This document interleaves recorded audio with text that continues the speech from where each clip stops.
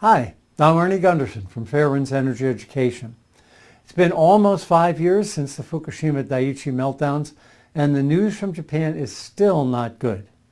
2 reports recently released in Japan, one by Japanese medical professionals and the second from Tokyo Electric Power Corporation, TEPCO, acknowledge that there will be numerous cancers in Japan much greater than normal due to the radioactive discharges from the triple meltdown at Fukushima Daiichi. First, a long-term Tokyo Electric employee at Fukushima Daiichi has been diagnosed with leukemia, and TEPCO has announced that his leukemia is due to his exposure to ongoing radiation following the meltdowns. During the early months of the Fukushima Daiichi emergency, many workers did not wear the required dosimeters to measure each employee's exposure to radiation. So there's no accurate record of the radiation doses received by TEPCO employees.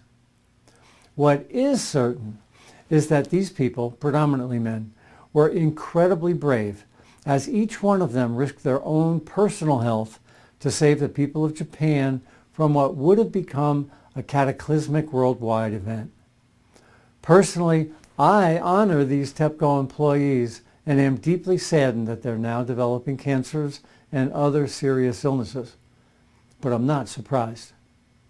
I believe, as do many of my colleagues, that there will be at least 100,000 and as many as 1 million more cancers in Japan's future as a result of this meltdown. More disturbingly, the second report received from Japan proves that the incidence of thyroid cancer is approximately 230 times higher than normal in Fukushima Prefecture. We have a peer-reviewed scientific paper on the Fairwinds Energy Education website. Again, we're not surprised. Iodine-131, which is the primary cause of thyroid cancer, has what's called a very short half-life of only 8 days, meaning that within 80 days, it would almost entirely be gone.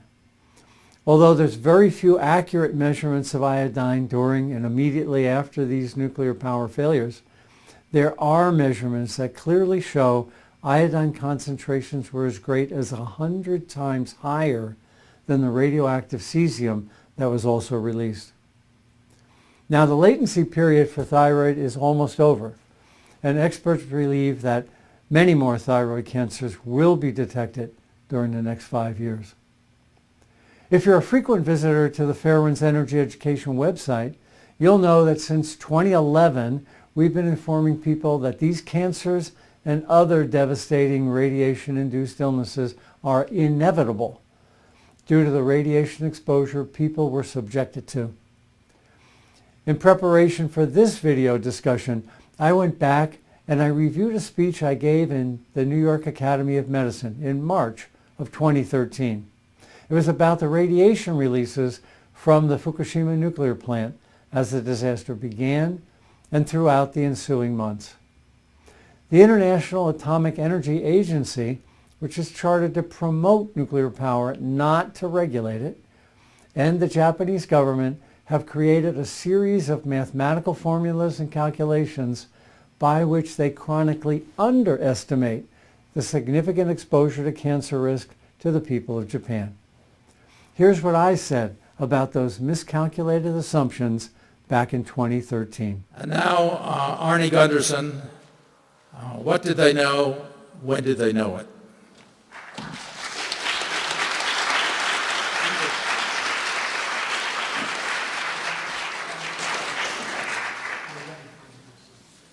Is there a clicker? Hi, thank you very much for coming. I'd like to especially thank Helen Caldecott, the Caldecott Foundation, and Physicians for Social Responsibility for sponsoring the meeting today. And for those of you on the feeds throughout the world, thank you for listening, likely at midnight in Japan.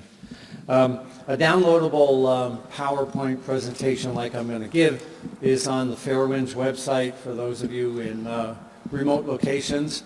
And if you want to pull it down, go to Fairwinds. So how bad was it? The secret is in the assumptions. This is my favorite comic strip in the whole world, and for those of you who can't see it, I'll read it. It's a Dilbert. The pointy-headed boss says, I can do this feasibility analysis in Dilbert's being asked by the pointy-headed boss, and he says, I can do this feasibility analysis in 2 minutes. And then he says, it's the worst idea in the world. Numbers don't lie. Then the pointy-headed boss says, but our CEO loves the idea. And Dilbert says, luckily, assumptions do lie. So the message is here, when we're evaluating the dose consequences of Fukushima Daiichi, the secret is in the assumptions, which is where I'll spend the rest of this presentation. Assumption one is that containments maintain their integrity. After all, they are called containments for a reason. They're meant to contain. No containment in the world is designed to handle a detonation shockwave. That's a shockwave that travels faster than the speed of sound. There's 440 nuclear reactors, and none of them can handle a detonation shockwave, a shockwave that travels faster than the speed of sound, because engineers believed that it couldn't happen. Well, right after it did happen, it's interesting that the NRC's own Chuck Casto, now he's a senior guy. He's in charge of the NRC's Region 3 out of their Chicago office. A very senior guy at the NRC said this, of course, that Mark I containment is the worst containment we have. And if you have something called a loss of offsite power or station backout, you are going to lose the containment. There's no doubt about it. So remember that Mr. Hendry at the NRC in 1972 said this was the worst containment in the world. And here's the Nuclear Regulatory Commission saying the same thing immediately after the accident. We've known for 40 years that this Mark I design, like at Daiichi, was an accident waiting to happen. Well, what does a meltdown look like? When I was in the industry, someone gave me some nuclear fuel rod. It didn't have nuclear fuel in it. And right after the accident, I heated it up to 2,000 degrees. This is what nuclear fuel looks like at 2,000 degrees. This is what was going on inside the reactors at Fukushima Daiichi when they didn't get their cooling order. It's pretty hot. Okay, this is a time lapse. I'll shoot through it really quickly. Fukushima Daiichi units 1 has already exploded. It's on the far left. Then Daiichi 2, 3, and 4. Keep your eye on Daiichi 3 in the middle. Right there is the beginning of something that the NRC believes can't happen. That's a detonation shockwave. Right there. There's the building intact. There's the building erupting with a detonation shockwave. Now this can't happen, so don't worry about it. These are time lapse of the detonation shockwave, and of course you've all seen the devastation that a detonation shockwave can occur. Containments were meant to contain, and this is not supposed to happen. Assumption number 2 is containment leakage. Now, Dave Lochbaum was on top of this back before the accident, and certainly during the accident, as was Fairwind's. What happened inside the Daiichi reactor was that the pressures got so high that the bolts that hold the containment together began to stretch. And hot radioactive gases and hot radioactive steam began to leak out, and hydrogen. Now, in addition to the hydrogen that was created in the fuel, there was already a meltdown in process, and that fuel was now lying up against concrete. The concrete was liberating hydrogen as well. So we had 2 sources of hydrogen after the Daiichi accident. The fuel, as it created something called a Zirk water reaction, zirconium water reaction. But we also had the meltdown was causing more hydrogen because the hot fuel was in contact with concrete, and that was liberating hydrogen as well. Now, the NRC assumes that containments leak at 1% a day.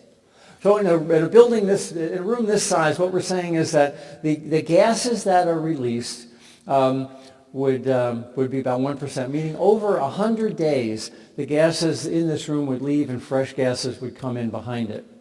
But what the NRC said in a phone call on March 23rd is that the reactors at Daiichi were leaking at 300% per day. That means that the gases inside Daiichi were leaving the containment every 8 hours. Whatever radiation was getting out of that nuclear fuel was being liberated to the environment within 8 hours because the containment leak rate was 300% per day, not 1% like the NRC assumes. Unfortunately, most of the early radioactive releases escaping from the Daiichi meltdowns were not monitored. Here's what I said 2.5 years ago about one type of these unmonitored releases that scientists call noble gases. Assumption number 3 is noble gases. Now, if you remember your high school chemistry, raise your hands if you do. I don't see many hands. Oh, I do. The far right of the periodic table is our noble gases, things like xenon and krypton. They're called noble because they don't react with anything. Nuclear fuel is loaded with noble gases, and as long as the fuel retains its integrity, the gases are trapped inside. Well, the fuel didn't retain its integrity, and all the noble gases were released. The data indicates that over Chiba, the xenon, which is a noble gas concentration, was 400,000 times normal immediately after the accident.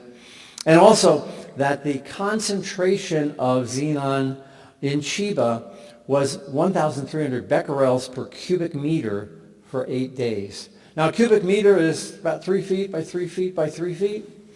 And think about it. Inside every cubic meter of air over Chiba, there were 1,300 disintegrations emitting radioactivity every second for 8 days. What were those people breathing? Gases with noble gases, which can't be monitored now. They're gone.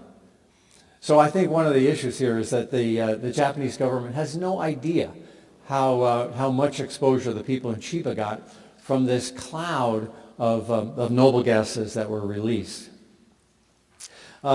This is important data that just came out. Daiichi covered this story, but it's actually Fukushima prefecture data, and it's only a couple of days old. There were 4 radiation detectors that continued to work after the Daiichi accident. Almost all of them didn't have power, but a couple were battery powered, and they just recently discovered the data. Normal background on these radiation detectors was about 0.04 microsieverts. At 5 o'clock in the morning, right after the accident, the radiation in the detectors was 10 times background. 6 o'clock, 60 times background. 9 o'clock, 150 times background. 10 o'clock, 700 times background. What that means is that somebody in the vicinity of these radiation detectors was getting a yearly dose in 12 hours. Then the vents were open. So this is a clear indication that the containments were leaking well before the vents were open. So at 3 o'clock, these same detectors were measuring 30,000 times background. That means a yearly dose in 10 minutes for the people in Chiba. Now, it's also important to realize this may not be the worst. This happens to be where the detector was. But it doesn't mean that the plume chose to go to the detector and get that reading. This is a complicated slide, but it shows exactly what I did talk about here geographically. The one detector was here. Well, here's the plant. One detector was here. Here's its spike. Another detector was here. Here's its spike. Another detector was here. Here's its spike. So it geographically ties this data around. So it's clear that this plume was meandering all over the western side of the plant and the northern side of the plant, even before the vents were open. Also, one of the detectors continued to operate, and here's the spikes in the detector. There's no correlation between these spikes and when the venting occurred and when the explosions occurred. There's no correlation, which means that other phenomena had to be happening as well that scientists have not yet evaluated. The radioactive isotope cesium is called a muscle seeker. because the human body absorbs cesium directly into muscle as if it was potassium. After Chernobyl, radioactive cesium caused a previously unknown medical condition called Chernobyl heart, in which children's hearts were deformed and not able to pump the way they were supposed to. Japan is finally monitoring radioactive cesium, but when the disaster occurred, no one had an idea about how much radioactive cesium was leaving the plant and migrating depending upon where the weather pushed it. Here's what I said about those releases. Assumption number 4, the decontamination factor for cesium. And I'm sorry, this is a little bit geeky, but the Nuclear Regulatory Commission assumes that after a nuclear accident, the water inside the torus, which is the donut at the bottom of the containment, takes out 99% of the cesium. That's called a decontamination factor of 100. That's actually written into law that they believe that to occur. But they also say that if the water hits boiling, there's no decontamination factor. The water is incapable of capturing any cesium. Well, the data from Fukushima shows that the water in that torus at the bottom of the containment did boil. Why did they boil? Because those cooling pumps I was telling you about that cool the diesel were also designed to cool the torus. So we had boiling water in the torus, and that meant that no cesium was retained. Now, the Japanese, as they're trying to reconstruct this accident, are claiming cesium was captured inside that torus, but the law and the data show that it couldn't be. There was no cesium deposition, or no cesium retention inside the suppression pool. Now, how do I know that? This is an important slide. It's kind of blurry. It's an infrared image of Unit 3. The large blotch in the center of the screen is the spent fuel pool on Unit 3. That's here. And the temperature of the gases coming off the spent fuel pool are 62 degrees centigrade, which means that the fuel is boiling and it's mixing with cold air, and there's a bath of hot radioactive air over the fuel pool at 62 degrees. That's pretty bad. But what's worse is the flare that the drawing shows. Now, TEPCO's known about this for 2 years and has not talked about it. Nope, sorry. That flare right here is exactly where the containment should be. And that flare is at 128 degrees Celsius, which means it's not steam. Steam can't exist over 100 degrees. Engineers call this something in the steam tables. But at atmospheric pressure like we are today, when you boil steam, you're only going to get to 100 degrees centigrade. That flare is at 128 degrees, which means that it's not steam. It means it's hot radioactive gases being released directly from the containment. It also means that inside the containment, it was not below the boiling point of water. It was above the boiling point of water. There was no liquid water inside that containment. This is on March 20th, 9 days after the accident. The containment is venting hot radioactive gases directly to the environment. This is proof positive in my view. And TEPCO, obviously, they're good engineers, and they would have seen that 128 degrees centigrade, about 250 degree hot radioactive flare being released in this infrared picture.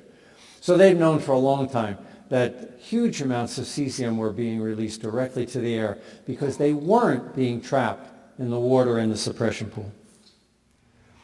Fairwinds Energy Education was the first organization to inform people about the danger of hot particle releases. Many of the people in Seattle and some other areas of the West Coast were breathing in hot particles for more than a month. This is what I had to say about hot particles in my presentation at the New York Academy of Medicine. Last assumption is hot particles. This is me and Reiko, my co-author of the book we wrote in Japanese, taking a sample when I was in Japan in February of last year. The soil, I took 5 samples in 5 days. I just went to piece of pavement or a piece of, one case it was a children's park right next to a school. The kids were playing right next to me, throwing stones like kids do. I took a bag of samples. And I brought the 5 samples back, declared them through customs, and they were analyzed by Marco Kalthofen at Worcester Polytech. And each of the samples exceeded 7,000 becquerels per kilogram. What that means is in a 2-pound box of sample, we were getting 7,000 disintegrations per second of cesium in Tokyo, more than 100 miles away from the accident. Think about that. That's like, New York City, Tokyo and New York City, roughly comparable as far as the importance to their nation. And 7,000 becquerels per kilogram qualifies as radioactive waste in the United States. So the people in Tokyo are walking around with spots that have radioactive waste. And I didn't go hunting for this stuff. It was right on the side of the sidewalk. This is an autoradiograph of a car filter in taken. What that means is we had people, Fairwinds had people send us air filters. And one box arrived totally unexpected. And as I approached it with my Geiger counter, the Geiger counter started to go off at 5 feet away. It was a car air filter. We took the car air filters and laid them out on an X-ray plate. Marco Kalthofen did at Worcester Poly. And these are the burn marks in the X-ray plate after the X-ray plate was set in a safe for several days. Fukushima Daiichi's on the right, Tokyo's in the middle. Those show hot radioactive particles trapped in the air filter.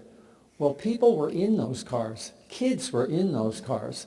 If it's in their lungs, if it's in their air filter, it's in their lungs. I think it's safe to assume that the people in Fukushima City and the people in Tokyo had enormous exposure of hot particles directly into their lungs. We also asked for kids' shoes. This is the concentration of cesium on children's shoes. Kids tie their shoes. Kids eat with their hands. That's in their stomach. It's in their gut. It's in their intestines. I thought I'd compare what the available inventory of radiation was for cesium compared to Fukushima Daiichi. Now these things are called petabecquerels or petabecquerels, and it's a whole bunch of zeros on the end of a number. The total available cesium at Chernobyl was 2.9 with 17 zeros behind it of cesium. There was almost 3 times more cesium available to be released at Daiichi 1, 2, and 3. We know for a fact that 300%, 3 times more noble gases were released from Daiichi. There can be no argument about that. Now people are wondering how much cesium was released. Chernobyl shows that about 1/3 of the cesium was released from Chernobyl, and Japanese experts are saying that, oh no, it can only be about 1% of the cesium was released, or maybe 2% of the cesium was released from Fukushima. I don't believe that's true, and I don't believe that's true because of the drawing I showed you before, where the temperature inside that reactor was on the order of, inside the containment, was so hot that there was no liquid water to retain the cesium. The Japanese experts believe that the cesium was retained in the water, but that infrared photo that I showed you earlier clearly shows that couldn't have happened. To me, and to many of the doctors and scientists I know, the cancer risks the Japanese are facing were obvious, even 3 years ago when some of us presented at the New York Academy of Medicine. Here are my concluding remarks. So I conclude that the noble gases were 3 times the releases of Chernobyl, and the containment leak rate was 300% per day. That's an NRC number. And that the decontamination for cesium was 0. Nothing was getting filtered out, scrubbed out in the suppression pool. The one good thing that Fukushima had that Chernobyl didn't is that one side was water, and a lot of times the wind was blowing out to sea. But offsetting that was the last piece on the page, which is that the population density in Japan is a heck of a lot worse than the population around the Chernobyl reactor. And finally is the liquid releases. I really haven't had time to even talk about them, but they'll continue for years and years into the future. And we already know that the liquid releases are 10 times Chernobyl. Tokyo has 35 million people in metropolitan Tokyo. And Prime Minister Khan said, our existence as a sovereign nation was at stake. Now, I already know, I've taken the 5 samples that show that portions of Tokyo, all over Tokyo, were as radioactive as what we would have to send to a radioactive dump here in the United States. So I think the point is, at what point do the risks of a technology become unacceptable? Well, my conclusion is that sooner or later, in any foolproof system, the fools are going to exceed the proofs. Good. Thank you. So what's the bottom line? The cancers already occurring in Japan are just the tip of the iceberg. I'm sorry to say that the worst is yet to come.